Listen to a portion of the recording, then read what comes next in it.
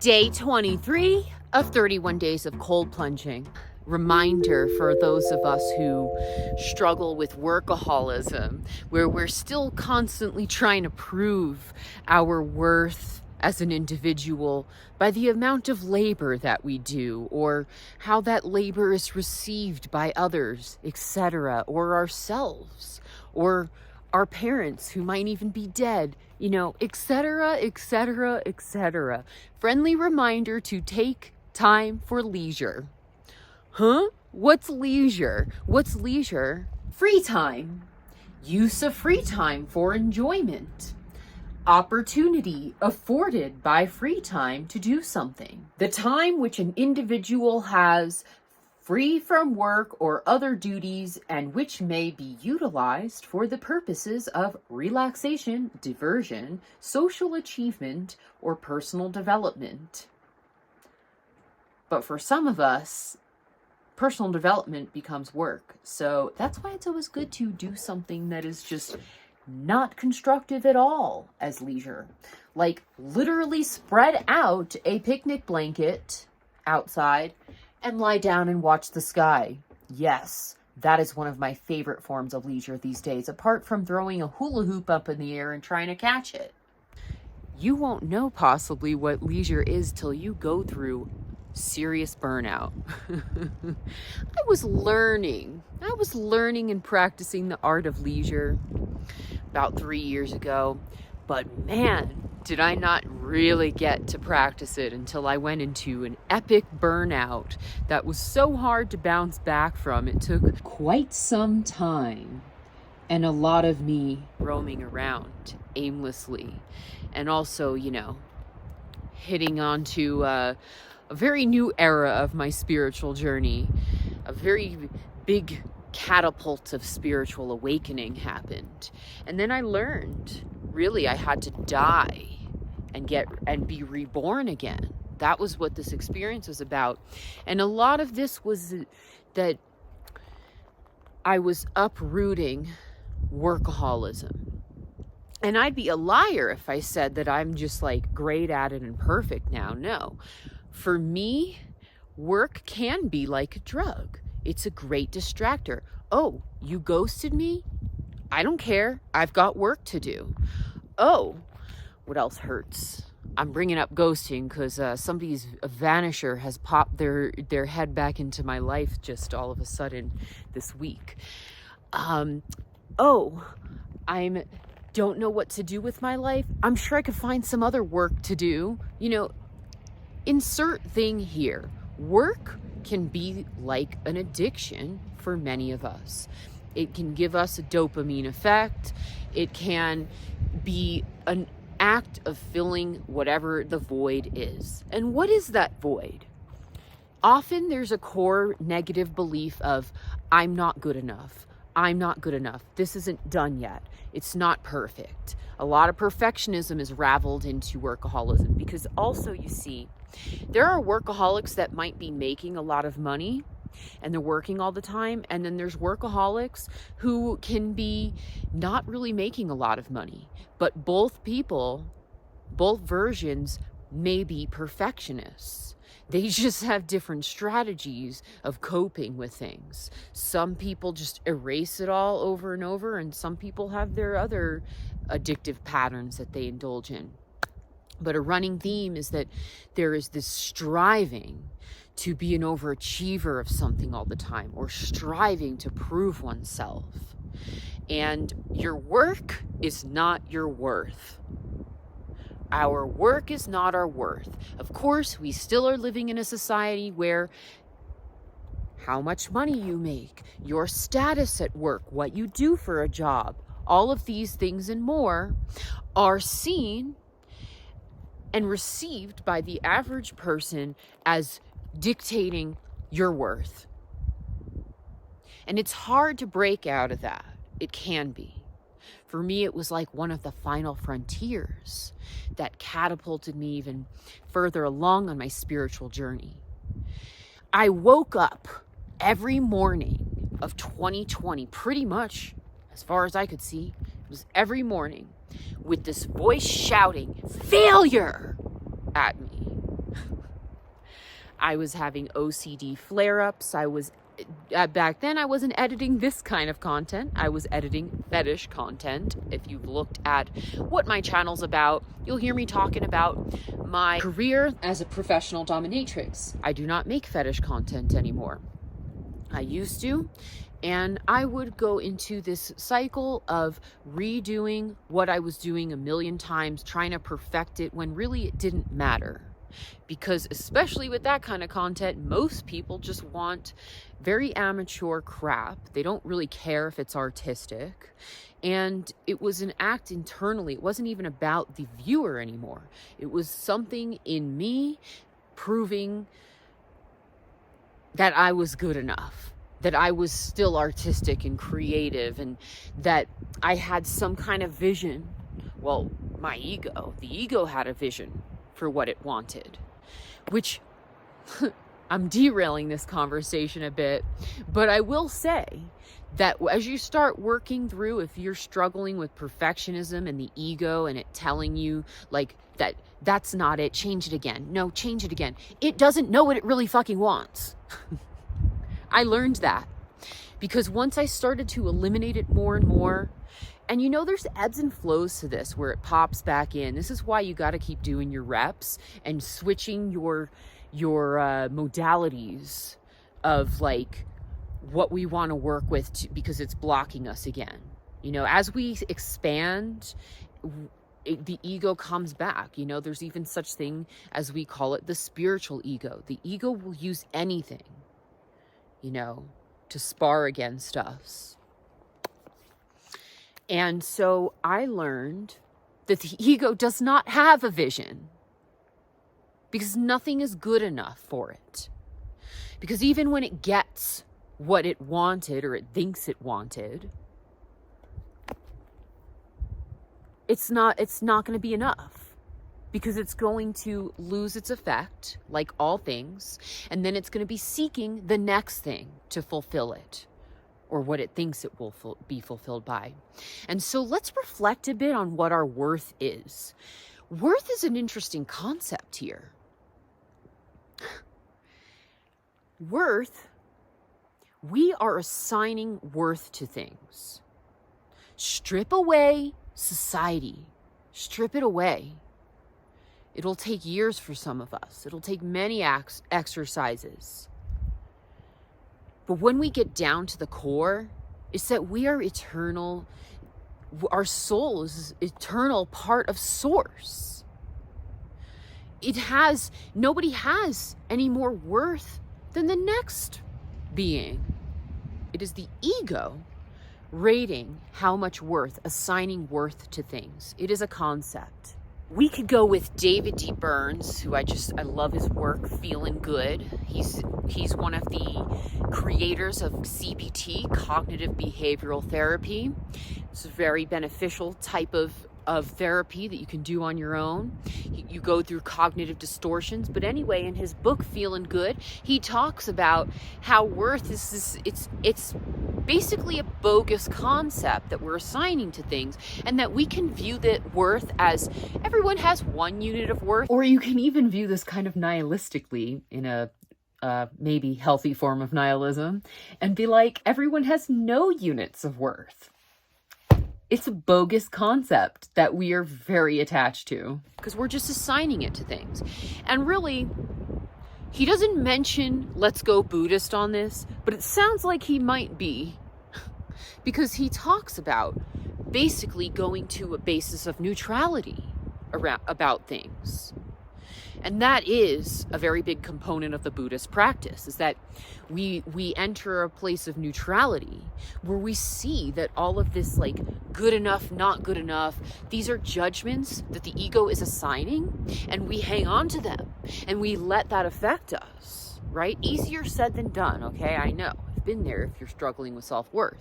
And this can vary throughout time. There were many years where I really had like a remission on low self-worth. And then I had a couple little triggers come up where I was like, I had to remind myself of what I stand for, which is that I am a child of this universe, that I am I am an aspect of source incarnate, as an aspect of the universe.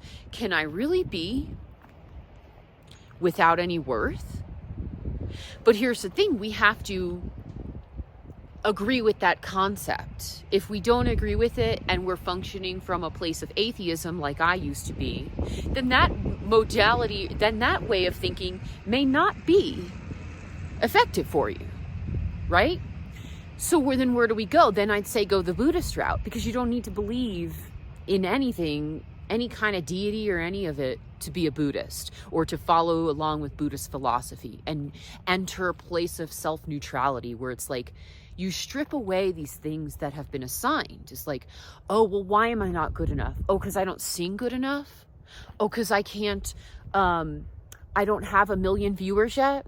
Oh, because I don't know how to write music, or my music isn't good enough, or I can't paint well enough, or I'm not a good cook, or I'm 35 and I still don't have a partner again, and I have never been married, and in 5 years I might not be able to conceive.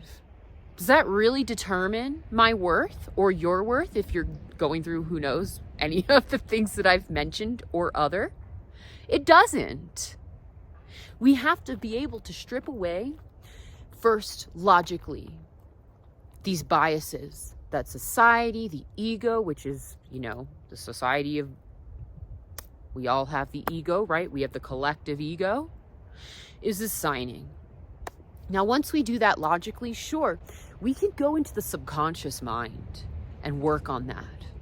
Because a lot of self-worth construct, if we don't uproot what is being said in our subconscious, we're not going to be able to get past this often. And it is effective to work with the subconscious mind, because the subconscious mind controls about 97% of all of our actions and choices.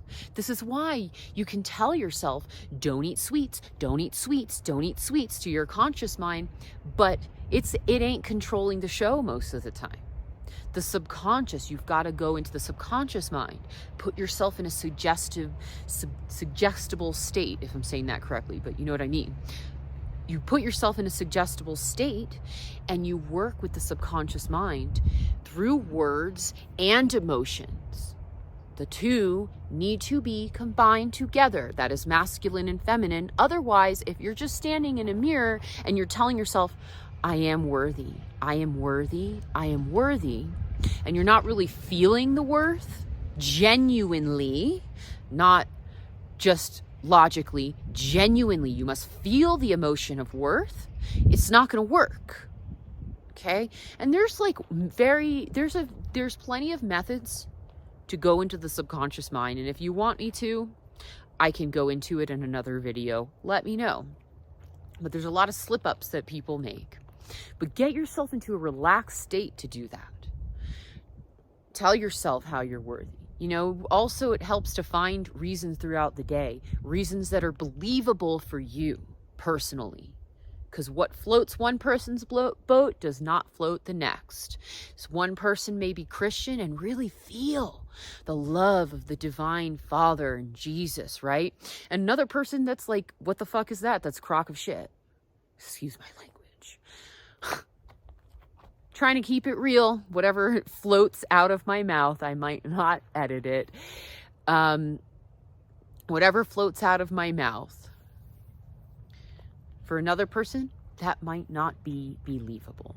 You've got to work. This is the thing also with spirituality, is that what you receive and believe, it's going to be personal for you.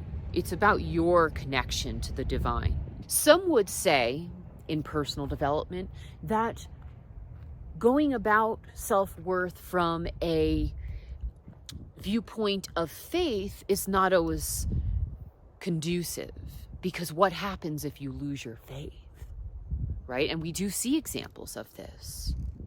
So then maybe we have to start showing ourselves that we have worth. That's one of the most logical and action-orientated things that we can do. You may not believe you have it, but do you want to believe that you have worth?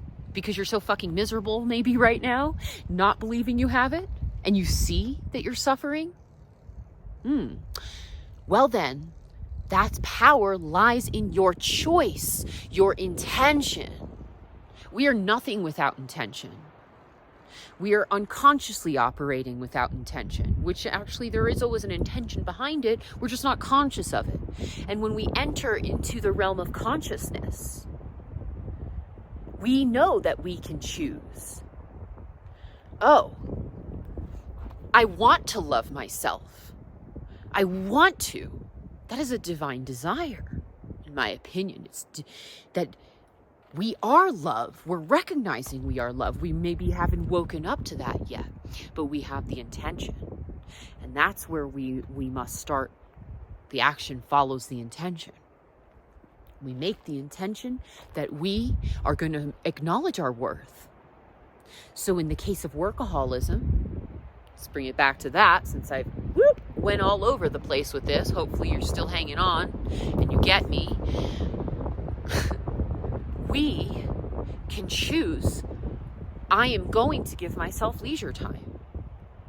Even if there is this thing that's like, I've got to work, I'm behind, da-da-da-da-da. You must sometimes just take that action. It is a boundary we're having. Personal boundaries with ourselves. Today, I'm doing a little bit of work here. But after this video and the cold plunge, I'm not going to be working anymore for the rest of the day. I'm going to take a recreational day for conscious psychedelic usage with a dear friend. Yes, I will be the administrator of these mushrooms. Last year, I gave her her first experience, and she said, you know, those things just like rewired my mind. And I was like, yeah, they do that. So I'm also taking the lion's mane. This is a non-psychedelic mushroom that helps you with cognition, with memory. It's very good if anyone's struggling with ADHD, especially. And they're really good to combine with the trip, to combine this. So psychedelics, I want to take a moment of talking about them and self-worth. The first time I was gifted a bag of mushrooms, I was 19. I was working at the Starbucks, and some guy that I knew, he said, you might want to check the bathroom. It's looks like things are overflowing in there. And I was like, oh God, you know, gotta clean this shit up now. And I go in there, he's like, you know, and behind the trash can, there's something. It's like, geez. And I bend down, and there's one of those little brown baggies full of mushrooms. I decided to take them solo. I always wanted to do things alone first because I felt like I couldn't trust other people operating from where I used to operate from, which was a hypervigilance and lack of trust in others. I drove myself to the nude beach in Miami, and I used to go there like every Friday for a couple months when I went to school up there nearby, and I took the mushrooms and I baptized myself in the water, in the ocean, in the Atlantic Ocean. And it was a spiritual experience for me of my choosing intuitively. As I was exiting the beach, this naked Jamaican man, he looks at me and he goes, I can't do the Jamaican accent for shit, but he goes, "You're leaving so soon?" And I was like, yeah, have a good one. And looking back, it was one of the first times where I had noted that I had boundaries and saying like, yep, I'm leaving, but I didn't feel ashamed of it. And I didn't feel scared delivering those boundaries, even though it's like a simple little thing. But when you're coming from a position where I came from, it's a big achievement. It's a big epiphany. And I got back to my car and I looked at myself in the mirror of my car, and I just felt in love with myself. It was my first access of love, of self-love, for no reason, just because. I kept thinking, it's like, how do I get back to there? I always was trying to get back to this place of self-love for years and years. It's been a cultivation, right? And so what these psychedelics give us is a glimpse, right? A glimpse into our sacred, our divinity. And yes, some people have bad trips. I've had them too, where it brought me to the brink, and I had to find my way back and accept what I wanted. They will help purge things from us. Sometimes literally. But they give us a glimpse. I see a lot of people taking psychedelics these days without any intention. And you know what? Who am I to judge? We're all going to find our way on this, right? But it's so much better when we take it with an intention. And so the problem that I see these days is that people, they don't want to do the work outside of the psychedelic experience. You can't just take the plant medicine and then dissociate from that experience and go about your life thinking, oh, I wonder why I can't love myself anymore, and I loved myself on the mushrooms. If you're not willing to integrate the experience from the trip into your daily life, you're not going to progress. That's just the way it is. So they offer us a glimpse of things, another way sometimes, and we must integrate if we really want to repattern outside of there. If you're coming from a place of perfectionism or whatever ailment it is, workaholism, allow yourself the leisure. Allow yourself the time to sit with yourself. Because you are worthy, but you won't believe it until you get into action. And sometimes, apart from like repatterning the subconscious, believing in with your higher power that it wants the best for you and is helping guide you, is there for you because it is you, the evolved version. Apart from that, it is just actually, we've got to just keep cultivating. Get into the flow of our practice of showing ourselves that we are who we want to love, that we are worthy. Child of Mother Earth here. Yes, I realize that I have worn tie-dye to a lot of the videos, and hopefully we love it. I like it. This dress makes everyone happy. Show it off here. Everybody's happy when I wear this. So I've worn it today to take the medicine. All right, I'm going to get in. I'm going to do some breath work and get into that water, and I'll see you on the other side.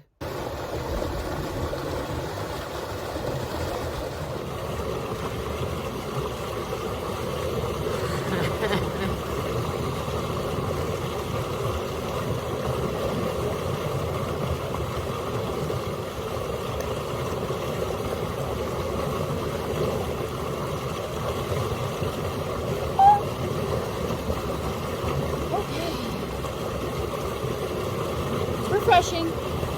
Very hot out now.